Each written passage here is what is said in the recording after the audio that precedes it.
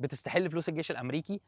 طيب خليني اشرح لك حاجه واحده بس. انا بشتغل في الناشونال جارد. يعني ايه الناشونال جارد؟ يعني الدفاع المدني داخل البلد. وانا بشتغل يومين بس في الشهر، فبقبض على اليومين دول بس، ما بقبضش على الشهر كله. بقيت فلوسي بتيجي من شغلي في الحكومه، فدي شغلي بتاعي انا، فلوسي بتاعتي. اللي بشتغله في الجيش الامريكي انا باخد منه يومين بس في الشهر، فباخد اقل من $800.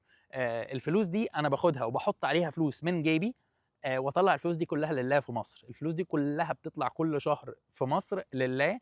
بطلع رقم معين في مصر الحمد لله، علشان ابقى بعمل خير، وعلشان ما ادخلش في حته الكومنتات اللي انتوا بتتكلموا فيها دي.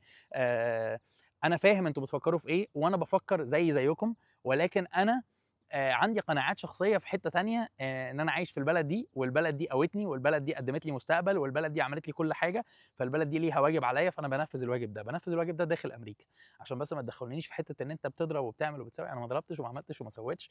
انا بشتغل في حته اداريه داخل امريكا، ما بشتغلش بره امريكا. شغلي كله داخل الحدود. اسمه ناشونال جارد. ناشونال يعني وطني، جارد يعني الدفاع الوطني. فانا بشتغل جوه امريكا، زي اللي نزلوا في لوس انجلوس ايام المظاهرات اللي حصلت في لوس انجلوس. دول اسمهم ناشونال جارد. دول بينزلوا جوه امريكا في الكوارث الطبيعيه، وفي حالات الشغب، وفي حالات المظاهرات والحاجات دي. انا شرحت ده قبل كده والناس ما صدقتش، ولما شافوا الناشونال جارد في لوس انجلوس فهموا يعني ايه ناشونال جارد، وابتدوا يفهموا انا بعمل ايه في امريكا. فده شغلي، وده اللي بعمله بالفلوس. اتمنى ابقى وضحت لك. اتمنى تبقى فاهم ان انا ما بصرفش على نفسي، ما بصرفش على اهلي، غير من فلوس شغلي في الحكومه.